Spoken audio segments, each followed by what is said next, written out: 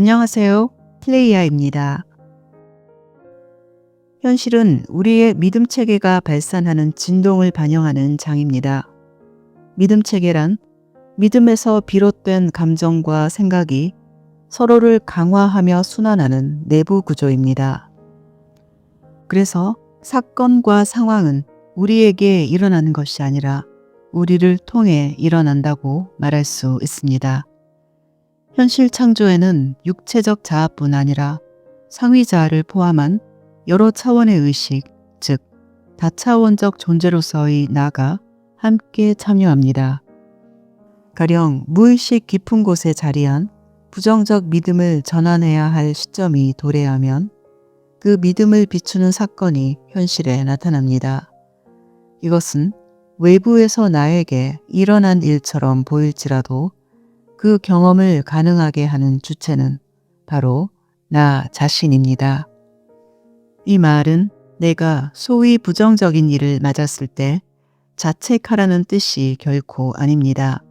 내가 선호한다면 어떤 일도 잘못된 것이 아니라 일어날 이유가 있다는 것을 알아볼 수 있게 된다는 의미입니다.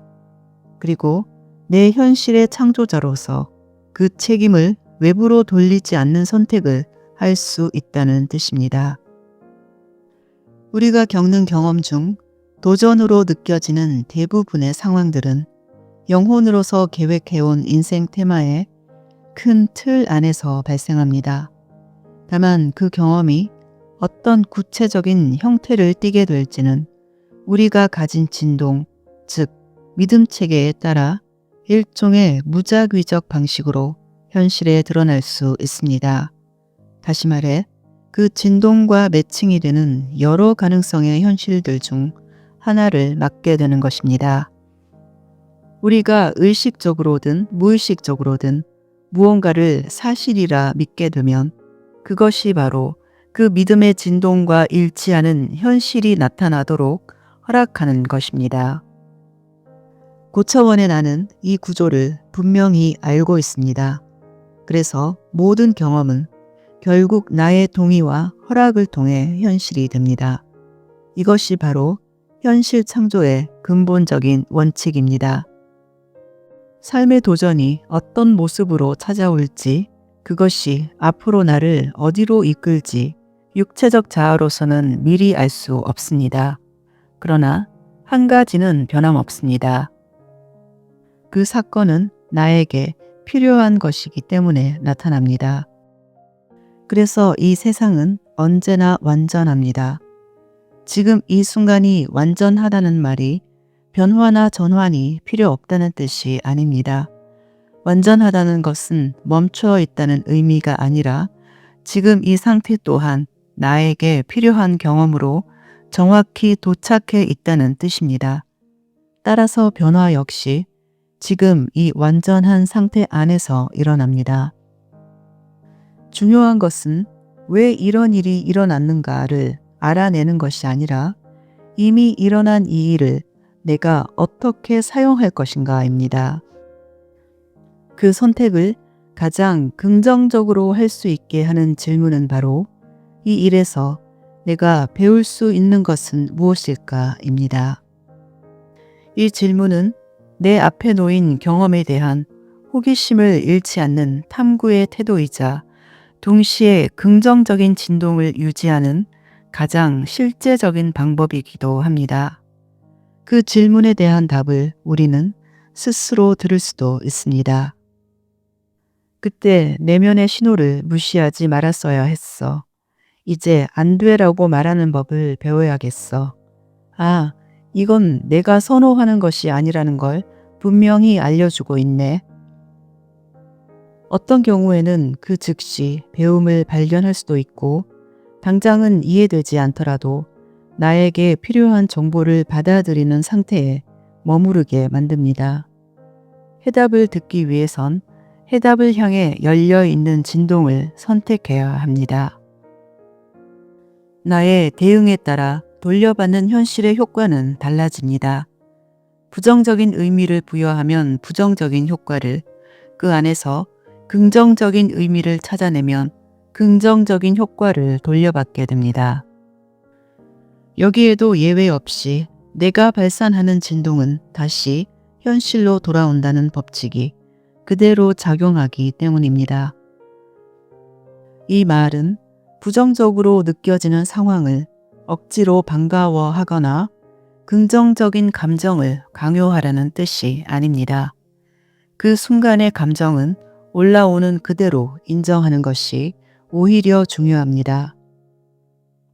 여기서 말하는 긍정적으로 머문다는 것은 긍정적인 감정을 느끼라는 말이 아니라 그 사건을 긍정적인 방향으로 사용한다는 뜻입니다.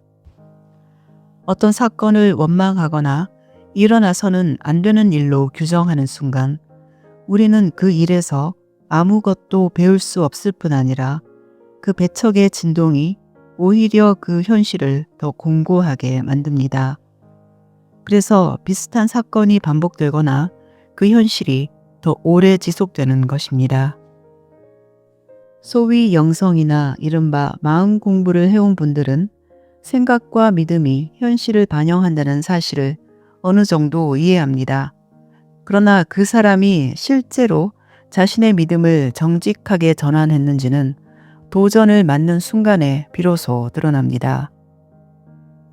이 일은 내게 필요해서 나타난 것이야. 아직 이유는 모르지만 때가 되면 알게 될 거야. 이렇게 받아들이는 이는 많지 않습니다. 대부분은 이렇게 반응합니다. 내가 뭘 잘못해서 이런 일이 생기지? 나는 긍정적인 믿음을 가지고 있는데 왜 이런 일이 생기는 거야? 정화를 열심히 했는데 이제 이런 일은 나에게 일어나면 안 되는 것 아닌가? 이러한 반응은 그 사람의 내면이 여전히 달라지지 않았음을 보여줍니다. 나는 긍정적인 믿음을 가졌으니 우주는 긍정적인 일만 보내야 한다. 라는 주문은 실제로는 삶을 신뢰하는 태도가 아니라 현실을 통제하려는 마음에 더 가깝습니다. 이는 우주가 먼저 나에게 잘해주면 그때 내가 완전히 변하겠다라는 조건부 태도와 다르지 않습니다. 우리가 진정으로 변했는지 그 증거를 현실에서 찾으려 하거나 현실을 바꾸기 위한 목적으로 나를 바꾸려 하는 마음은 순수한 변화의 진동을 가질 수 없습니다. 진정한 변화란 비록 현실이 변하지 않더라도 그 현실을 대하는 나의 태도와 반응이 달라졌을 때를 말합니다. 그리고 여기에서 반드시 짚어야 할 아주 중요한 사실이 있습니다. 설령 오래 붙잡아온 부정적 믿음을 긍정적으로 전환했더라도 이전 현실의 잔영은 일정 기간 남아 있을 수 있다는 점입니다. 이 시기는 과거의 반응으로 돌아갈지 아니면 새로운 나를 선택할지를 스스로 점검하는 과정입니다. 나는 분명히 변했는데 왜 이런 일이 또 생기지? 라고 묻는다면 과거 방식에 머무는 선택을 한 셈입니다. 어떤 도전이 일어났을 때 가장 먼저 떠오르는 생각이나 입에서 나오는 말을 주의 깊게 살펴보시기 바랍니다. 그 지점에 바로 여러분이 진심으로 무엇을 믿고 있는지가 드러납니다. 그 순간이 바로 무의식이 여러분에게 말을 거는 순간입니다.